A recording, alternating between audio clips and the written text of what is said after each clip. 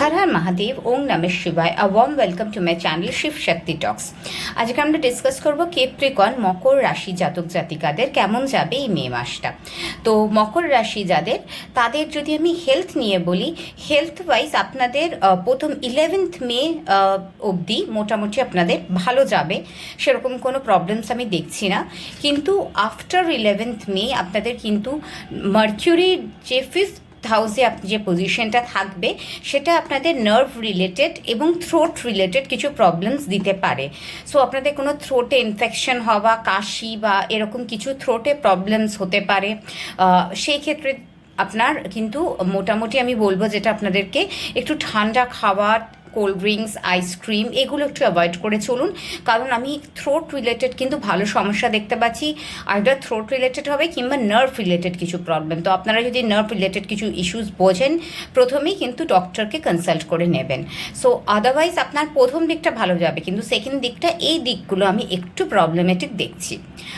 যদি আমি আপনাদের কেরিয়ার ওয়াইজ বলি, আপনার কেরিয়ার ফার্স্ট হাফটা খুবই ভালো যাবে, জুপিটারের ব্লেসিংস থাকবে আপনাদের। সো আপনাদের ফার্স্ট হাফটা খুব ভালো যাবে, কিন্তু সেকেন্ড হাফটা মানে আফটার 11th মে আপনি বিজনেসেই থাকুন কিংবা আপনি জবেই থাকুন, আপনাদের কিন্তু একটা প্রবলেম আমি দেখতে পাচ্ছি।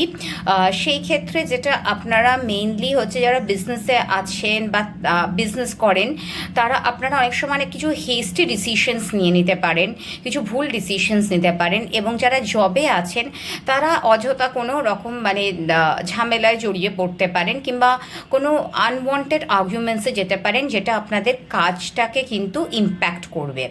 যারা জব চেঞ্জ করার কথা ভাবছেন তাদেরকে আমি বলবো যে আপনারা by 11 max to max by 14th May আপনারা জব চেঞ্জ করার হলে বাই 14th মে সেটা করে ফেলুন, বিকজ আফটার 14th মে কিন্তু পজিশন খুব একটা ফেভারেবল নয় আপনাদের জন্য। এবং যারা বিজনেস করছেন, আপনাদের যদি কোনো বিজনেস ডিল সাইন করার থাকে, কোনো বিজনেস ডিল নিয়ে নেগোশিয়েট করার থাকে, সেগুলো সব ম্যাক্সিমাম বাই 14th মে আপনারা নেগোসিয়েশনগুলো সেরে নিন, বিকজ আফটার 14th মে কিন্তু কোনো নেগোসিয়েশন আপনার ফরে হবে না। তাই জন্য আপনাদের যা মানে বিজনেস এবং জব রিলেটেড যা চেঞ্জেস যা করার সব আপনারা by max to max by 14th May আপনারা করে ফেলুন, কারণ প্রথম দিকটা মে মাসের আপনাদের জন্য ভালো, ওয়ারেজ দ্বিতীয় পার্টটা কিন্তু আপনাদের জন্য একটু চ্যালেঞ্জিং। এবার যদি আমি আসি আপনাদের ফিনান্সিয়ালের দিকটা, ফিনান্সিয়ালি বলতে গেলে কিন্তু আপনাদের আর্নিংস, আপনাদের জুপিটারের ব্লেসিংসে আপনাদের আর্নিংস তো হবে, কিন্তু আপনাদের প্রচুর এক্সপেন্ডিচার বেড়ে যাবে এই মান্থে। মানে সেকেন্ড হাফ স্পেশালি 14th মের পর থেকে আপনাদের এক্সপেন্ডিচারটা অনেকটাই বেড়ে যাবে। আপনারা দেখবেন অনেক বেশি আনওয়ান্টেড এক্সপেন্ডিচার হয়ে যাচ্ছে, আপনারা নিজেরাও বুঝতে পারবেন না, আপনারা নিজেরাই হয়তো বেশি মানে যেটা দরকার ছিল না সেরকমও জায়গায় আপনারা মানে খরচা করে বসবেন। সো আপনাদের এক্সপেন্ডিচার সাইডটা কিন্তু একটু ফোকাস করতে হবে। আর্নিংসে আমি সেরকম কোনো প্রবলেম দেখছি না, কিন্তু এক্সপেন্ডিচার বা সেভিংসে আমি প্রবলেম দেখছি। সো আপনাদের সেভিংসের দিকটা কিন্তু একটু ফোকাসে রাখতে হবে, because after second part of May থেকে আপনাদের সেভিংসের দিকটা কিন্তু একটু টলমলো যাবে। এবারে যদি আসি আমি আপনাদের রিলেশনশিপ, লাভ অ্যাফেয়ার বা ম্যারিড লাইফ নিয়ে, সেখানে ফার্স্ট হাফটা যদি ভালো গেলেও সেকেন্ড হাফটা অ্যাগেন আমি আপনাদের প্রবলেমেটিক দেখছি, মানে ছোটোখাটো আর্গুমেন্টস লেগেই থাকবে। তাই জন্য আমি বলবো যে একে অপরকে সাপোর্ট করুন রাদার দেন একজন আরেকজনকে দোষ দেওয়াতে, কারণ সেকেন্ড হাফে আমি যেটা দেখছি আপনাদের মধ্যে একটা ইগো কাজ করবে, একটা প্রবণতা থাকবে, মানে ওই ব্লেম গেম যেটা আমরা বলি না, সে ব্লেমটা করবেন, মানে একে অপরকে ব্লেম করতে থাকবেন। হয়তো দোষটা দুজনের একজনেরও না, পজিশনটাই এরকম এমন একটা হয়ে পড়বে যে ভুল না হয়েও মনে হবে যে না অপর পক্ষ মানে আমার যে সামনে সে ভুলটা করেছে। সো একটু নিজেদেরকে কাম রাখুন, এই টাইমটা একটু চ্যালেঞ্জিং আপনাদের জন্য এই মান্থের স্পেশালি সেকেন্ড পার্টটা, তাই জন্য বলবো একটু কাম থাকুন।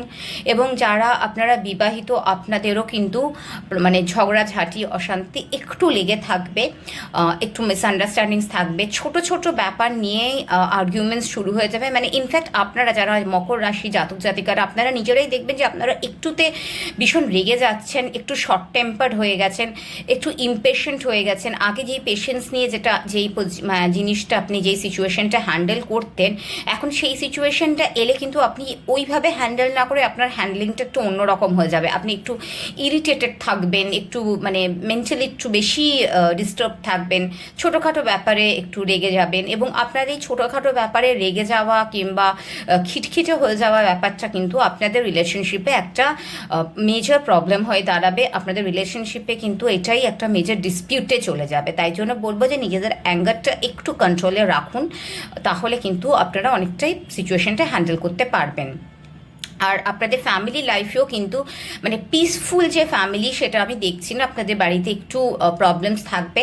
তো আমি এটা একটা আপনাদেরকে সাজেস্ট করবো যে জুপিটার 9th হাউসকে আপনাদের স্ট্রং করতে, আপনাদের কোনো গুরুজনের আশীর্বাদ নিতে, এবং আপনাদের কোনো প্রবলেম হলে আপনারা সেটাকে মানে কোনো ডিসপিউটটাকে রিজলভ করার জন্য কোনো এল্ডারলি পার্সনকে নিয়ে আসুন। আপনারা যদি কোনো গুরুজনকে নিয়ে আসেন, তার প্রভাবে কিন্তু আপনাদের আর্গুমেন্টস বা আপনাদের যে মিসআন্ডারস্ট্যান্ডিং সেটা অনেকটাই কিন্তু ইজ আউট হয়ে যাবে। সো এই পিরিয়ডটা মে মাসে আপনারা আপনাদের কোনো গুরুজনকে আপনাদের রিলেশনশিপে ইনভলভ করুন অ্যাজ আ মিডিয়েটার। আপনারা গুরুজনের কথা শুনে চলুন, তাদেরকে শ্রদ্ধা করে চলুন, দেখবেন তাহলে আপনাদের প্রবলেমসগুলো অনেকটাই ইরাডিকেট হয়ে গেছে। সো ওভারঅল আপনাদের জন্য এই মান্থটা একটু চ্যালেঞ্জিং, স্পেসিফিক্যালি আফটার মানে 11th মে পর থেকে, অ্যান্ড 14 মে থেকে তো খুবই চ্যালেঞ্জিং। তাই যতটা পারেন আপনারা আর্গুমেন্টস এড়িয়ে চলুন, আর যেটা বললাম এল্ডার্সদের একটু আশীর্বাদ নিয়ে চলুন। আপনাদের জন্য আমি কয়েকটা রেমেডিস বলছি যেগুলো আপনারা করতে পারেন এই মান্থের জন্য, যাতে আপনাদের প্রবলেমসটা খুব বেশি না হয়ে যায়। তার মধ্যে একটা হচ্ছে যে আপনারা যেটা আমরা বলি না মাখনা যেটা খাই আর স্ন্যাক্সও আমরা খাই, ওই মাখনা দিয়ে আপনারা পায়েস বানাবেন। মাখনা দুধ দিয়ে যে পায়েসটা বানায়, সেই পায়েসটা বানিয়ে আপনারা বাচ্চা মেয়েদের খাওয়াবেন। বাচ্চা মেয়ে বলতে 9 বছরের মধ্যে, মানে সেটা 1 বছর থেকে 9 বছরের মধ্যে যেই বাচ্চা মেয়ে, তাদেরকে আপনারা এই মাখনার পায়েসটা খাওয়াবেন। মাখনাটা দুধ দিয়ে গুলে এটা পায়েস মতন করে সেটা খাওয়াবেন।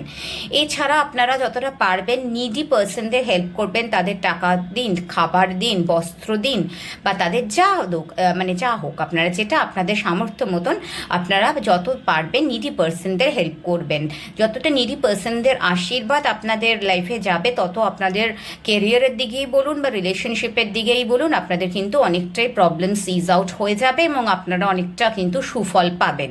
তাই এই মাসটা আপনারা নিডি পার্সনদের হেল্প করুন, বাচ্চা মেয়েদেরকে আমি যেরকমভাবে বললাম আপনারা করুন, আর আপনারা ডগসের ফিড করুন, ডগসে যত পারেন ফিড করুন। এগুলো করলে আশা করি আপনাদের প্রবলেমসগুলো অনেকটাই সলভ হবে। হ্যাঁ, আর একটা জিনিস, আপনারা গরুকেও খাওয়ান, যা পারেন আপনারা। ধরুন থার্সডে হলে কলা খাওয়ান, যা পারেন আপনাদের সামর্থ্য মতন আপনারা গরুকেও খাওয়ান এই মাসটা। এই কয়েকটা জিনিস করলে আপনাদের প্রবলেমস কিন্তু অনেকটাই ইজ আউট হয়ে যাবে, আপনারা অনেকটাই ভালো থাকবেন। আশা করি আপনাদের ভিডিওটা হেল্পফুল লাগলো। সবাই ভালো থাকবেন, ভগবানের কাছে এই প্রার্থনাই করি। নমস্কার।